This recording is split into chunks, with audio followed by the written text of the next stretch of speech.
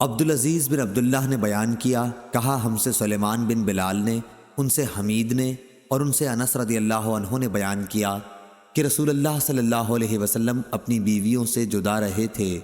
آپ صلی اللہ علیہ وسلم کے پاؤں میں موچ آ گئی تو آپ صلی اللہ علیہ وسلم نے بالا خانے میں 29 دن قیام کیا تھا، پھر وہاں سے اترے۔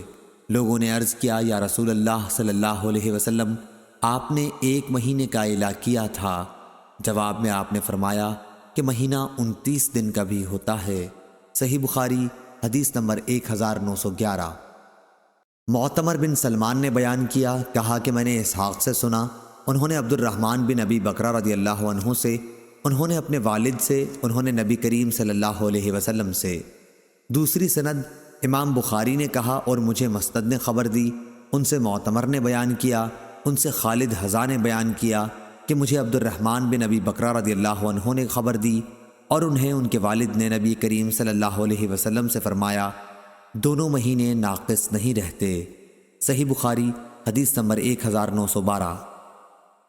سعید بن عمرو نے بیان کیا اور انہوں نے ابن عمر رضی اللہ عنہ سے سنا کہ نبی کریم صلی اللہ علیہ وسلم نے فرمایا، ہم ایک بے پڑھی لکھی قوم ہیں، نہ لکھنا جانتے ہیں نہ حساب کرنا، مہینہ یوں ہے اور یوں ہے۔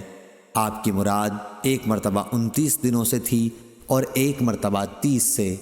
آپ صلی اللہ علیہ وسلم نے 10 انگلیوں سے 3 بار بتلایا۔ صحیح بخاری حدیث نمبر 1913۔ ہشام نے بیان کیا، ان سے یحییٰ بن ابی کثیر نے، ان سے ابو سلمہ نے اور ان سے ابو ہریرہ رضی اللہ عنہ نے کہ نبی صلی اللہ علیہ وسلم نے فرمایا، تم میں سے کوئی شخص رمضان سے پہلے شعبان کی آخری تاریخوں میں 1 یا 2 دن کے روزے نہ رکھے، البتہ اگر کسی کو ان میں روزے رکھنے کی عادت ہو تو وہ اس دن بھی روزہ رکھ لے۔ صحیح بخاری حدیث نمبر 1914۔ برا رضی اللہ عنہ نے بیان کیا کہ شروع اسلام میں حضرت محمد صلی اللہ علیہ وسلم کے صحابہ رضی اللہ عنہم جب روزے سے ہوتے اور افطار کا وقت آتا تو کوئی روزے دار اگر افطار سے پہلے بھی سو جاتا تو پھر اس رات میں بھی اور آنے والے دن میں بھی انہیں کھانے پینے کی اجازت نہیں تھی تاکہ پھر شام ہو جاتی۔ پھر ایسا ہوا کہ قیس بن سرمہ انصاری رضی اللہ عنہ بھی روزے سے تھے۔ جب افطار کا وقت ہوا تو وہ اپنی بیوی کے پاس آئے اور ان سے پوچھا، کیا تمہارے پاس کچھ کھانا ہے؟ انہوں نے کہا، اس وقت تو کچھ نہیں ہے، لیکن میں جاتی ہوں کہیں سے لاؤں گی۔ دن بھر انہوں نے کام کیا تھا، اس لیے آنکھ لگ گئی۔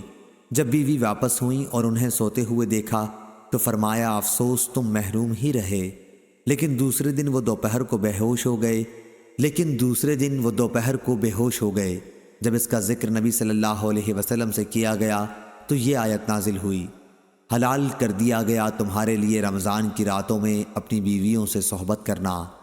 اس پر صحابہ رضی اللہ عنہم بہت خوش ہوئے اور یہ آیت نازل ہوئی، کھاؤ پیو یہاں تک کہ ممتاز ہو جائے تمہارے لیے صبح کی سفید دھاری صبح صادق، سیاہ دھاری صبح کاذب سے۔ صحیح بخاری حدیث نمبر 1915۔ حسین بن عبد الرحمن نے خبر دی اور ان سے شعبی نے، ان سے عدی بن حاتم رضی اللہ عنہ نے بیان کیا کہ جب یہ آیت نازل ہوئی، تاکہ کھل جائے تمہارے لیے سفید دھاری سیاہ دھاری سے، تو میں نے ایک سیاہ دھاگا لیا اور ایک سفید، اور دونوں کو تکیے کے نیچے رکھ لیا اور رات میں دیکھتا رہا، مجھ پر ان کے رنگ نہ کھلے۔ جب صبح ہوئی تو میں نے رسول اللہ صلی اللہ علیہ وسلم کی خدمت میں حاضر ہوا اور آپ صلی اللہ علیہ وسلم سے اس کا ذکر کیا۔ آپ نے فرمایا کہ اس سے تو رات کی تاریکی صبح کاذب اور دن کی سفیدی صبح صادق مراد ہے۔ صحیح بخاری حدیث نمبر 1916۔ ابن ابی حازم نے بیان کیا، ان سے ان کے باپ نے اور ان سے سہل بن سعد نے۔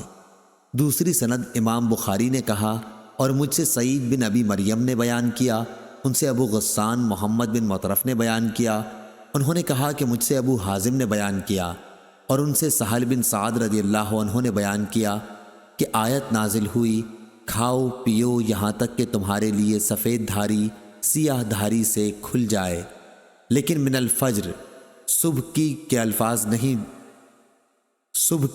الفاظ نازل نہیں ہوئے تھے۔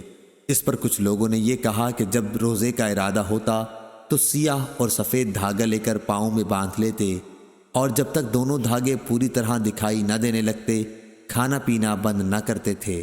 اس پر اللہ تعالیٰ نے من الفجر کے الفاظ نازل فرمائے، پھر لوگوں کو معلوم ہوا کہ اس سے مراد رات اور دن ہیں۔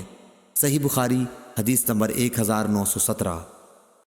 عبید بن اسماعیل نے بیان کیا، کہا ہم سے ابو اسامہ نے، ان سے عبید اللہ نے، ان سے نافع نے اور ان سے ابن عمر رضی اللہ عنہ نے، اور عبید اللہ ابن عمر نے یہی روایت قاسم بن محمد سے اور انہوں نے عائشہ رضی اللہ عنہا سے کہ بلال رضی اللہ عنہ کچھ رات رہے سے اذان دے دیا کرتے تھے، اس لیے رسول اللہ صلی اللہ علیہ وسلم نے فرمایا کہ جب تک ابن مکتوم رضی اللہ عنہ اذان نہ دیں تم کھاتے پیتے رہو، کیونکہ وہ صبح صادق کے طلوع سے پہلے اذان نہیں دیتے۔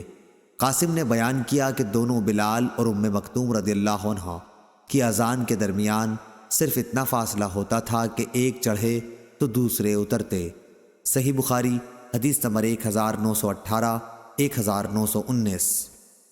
سہل بن سعد رضی اللہ عنہ نے بیان کیا کہ میں سحری اپنے گھر کھاتا پھر جلدی کرتا تاکہ نماز نبی کریم صلی اللہ علیہ وسلم کے ساتھ مل جائے۔ صحیح بخاری حدیث نمبر 1920۔